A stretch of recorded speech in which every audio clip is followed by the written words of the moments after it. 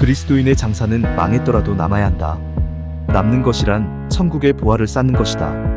복음을 전하지 않으면 아무리 사업이 잘 됐더라도 천국에서는 남는 것이 없다.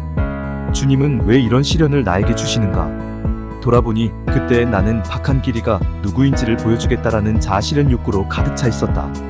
하지만 노예는 자아를 실현하는 게 아니라 주인의 뜻을 이룬다. 주님이 당신의 보혈로 값을 치르고 나를 사셨으니 나는 그분의 노예이다. 예수님은 십자가 고통 앞에서 내 뜻대로 마옵시고라고 하시며 모범을 보여주셨다. 탐심은 우상 숭배라고 했다.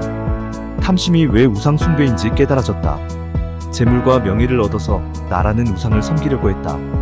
눈에 보이는 신상에 절하지 않았어도 10계명의 제1계명을 범하며 산 것이다. 자복의 눈물이 밤낮으로 흘렀다.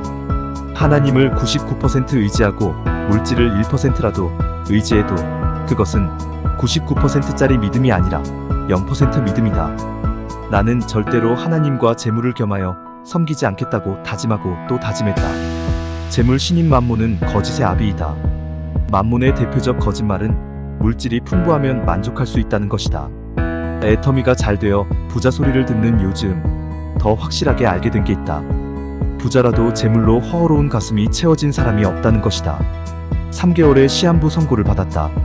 시간을 늘려달라고 기도할 낯짝도 없었다.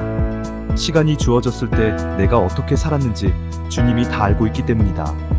그리스도의 심판대 앞에서 악하고 게으른 종이라고 책망받을 때 유구무원이라도 면하려면 5명만 전도하자 10명이면 더 좋겠다고 생각했다. 창업했던 인터넷 쇼핑몰 회사가 망할 때 납품하던 제조회사에 7천만원 상당의 재고품이 있었다. 재고를 쌓아놓고 팔아주지도 않고 죽었다고 원망 듣지 않을까 하는 걱정도 있었다. 여기저기 연락했고 고객들이 찾아왔다. 그분들에게 복음을 전했다. 더 듣고 싶은 분들은 복음 사경회에 초대했다. 사경회에 오겠다고 답한 사람은 명단을 작성했다. 그러나 대답만 하고 오지 않는 사람이 더 많았다. 오겠다는 사람에게는 10만원씩 기름값을 드렸다.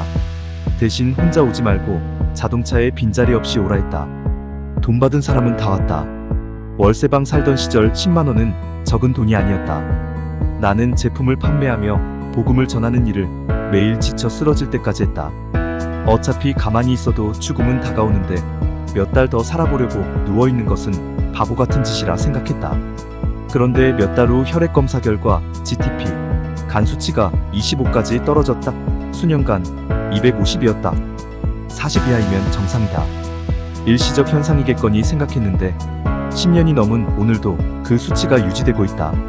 해모임 때문인지 항생제 때문인지 하나님의 치유 은혜인지 나는 모른다. 애터미는 이렇게 시작됐다.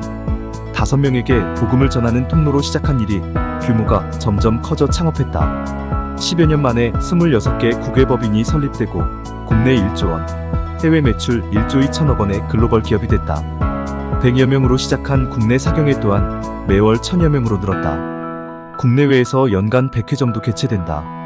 국내외 10여 명의 목사님과 합력 중이다. 해외에서도 애터미는 복음의 통로이다.